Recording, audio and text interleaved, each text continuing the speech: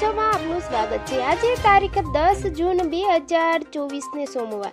જોઈએ આજના હવામાન સમાચાર। તે પહેલા ચેનલમાં નવા હો તો ચેનલને સબસ્ક્રાઇબ કરી લેજો। સમગ્ર સૌરાષ્ટ્રમાં પ્રી મોન્સૂન એક્ટિવિટી શરૂ થતા મેઘરાજાનું આગમન થયું હતું। અમરેલી જિલ્લાના અનેક વિસ્તારોમાં ભારે પવન સાથે વરસાદ વરસ્યો હતો। સૌરાષ્ટ્રના મધ્યગીરી ગણાતા તુલસીજામ વિસ્તારમાં વીજળીના કડાકા ભડાકા સાથે 1.5 ઇંચ વરસાદ વરસ્યો હતો, ત્યારે બાબરા વિસ્તારમાં 2 ઇંચ કરતા વધારે વરસાદ વરસ્યો હતો। વિસાવદરના ખાંભા, બગસરા, સાવરકુંડલા, લીલિયા, ધારી, દામનગર, બાબરા સહિતના વિસ્તારોમાં જોરદાર પવન સાથે ભારે વરસાદ વરસ્યો હતો। પુના ગીરગઢડામાં પણ વરસાદ વરસ્યો હતો। તેમજ બપોર બાદ વિસાવદર તાલુકાના વેકરિયા, લાલપુર, મંડિયા, રાવણી પંથકમાં 2 થી 3 ઇંચ જેટલો વરસાદ વરસ્યો હતો। તેમજ અમરેલી જિલ્લાના ખાંભા પંથકમાં ક્યાંક ધીમી ધારે તો ક્યાંક ધોધમાર વરસાદ પડ્યો હતો।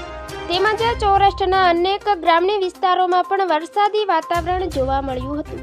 ગુજરાતમાં પ્રી મોન્સૂન એક્ટિવિટીના ભાગ રૂપે છેલ્લા 2 દિવસથી રાજ્યના વિવિધ ભાગોમાં વરસાદી માહોલ જોવા મળી રહ્યો છે। હવામાન વિભાગ દ્વારા આગામી 15 જૂને ગુજરાતમાં વિધિવત ચોમાસું બેસી જવાનું અનુમાન છે। એવામાં આજે પણ રાજ્યના 35 તાલુકામાં નોંધપાત્ર વરસાદ વરસ્યો છે, જે પૈકી સૌરાષ્ટ્રના અમરેલી જિલ્લામાં 100 થી વધુ 3.5 ઇંચ વરસાદ ખાબક્યો હતો। રાજ્યમાં પ્રી મોન્સૂન એક્ટિવિટીની શરૂઆત થઈ ગઈ છે, જેમાં સમગ્ર રાજ્યમાં આજે વરસાદની આગાહી કરવામાં આવી છે। ગાજવી અને ભારે પવન સાથે વરસાદની આગાહી કરવામાં આવી છે। તેમજ રાજ્ય પર સાયક્લોન સર્ક્યુલેશન સક્રિય થતા વરસાદ આવશે તથા આવતીકાલે પણ સમગ્ર રાજ્યમાં વરસાદની આગાહી કરવામાં આવી છે। તેમજ રાજ્યમાં પવનની ગતિ 30 થી 40 કિમી પ્રતિ કલાકની ઝડપે પવન ફૂંકાવાની પણ શક્યતા છે। અમદાવાદ, વડોદરા, છોટાઉદેપુર, ભરૂચ, નર્મદા, ડાંગ, તાપી, નવસારી, વલસાડ, પંચમહાલ, દાહોદ, ગીર સોમનાથ, અમરેલી, ભાવનગર, દીવમાં પણ વરસાદની આગાહી કરવામાં આવી છે। છેલ્લા 24 કલાકની વાત કરીએ તો રાજ્યના 18 જિલ્લામાં વરસાદ પડ્યો છે, સાથે 72 તાલુકામાં મેઘમહેર જોવા મળી હતી।